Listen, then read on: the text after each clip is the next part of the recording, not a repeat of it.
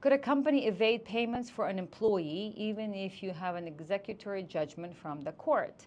Well, a company can always try to avoid payments or evade payments, but if you have an executory judgment from the court, then that basically you need to make sure that your enforcement proceedings are being filed timely and that they are being acted on.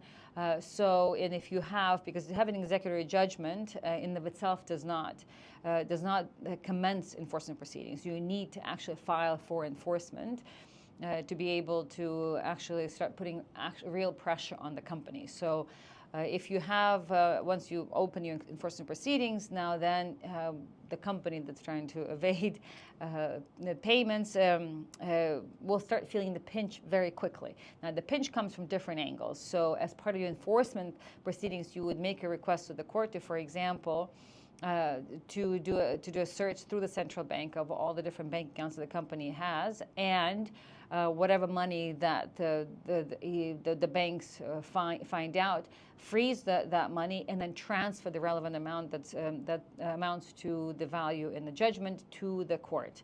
So that's one request. Another request is if you think, for example, the company doesn't have money, is to identify what other assets they have. So it's a request through the court that you would make to, for example, do a search for the land department to see if the company has any assets, any real property that's registered with their name. And if they do, then you'll be able to seize that property and then auction it off and cover the amount of the judgment with the sale proceeds. If the company doesn't have any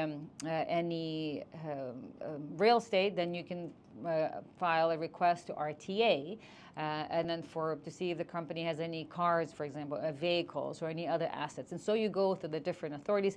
And then if everything else fails, what you can do is you can file a request to seize the company's license, for example, or freeze the company's license.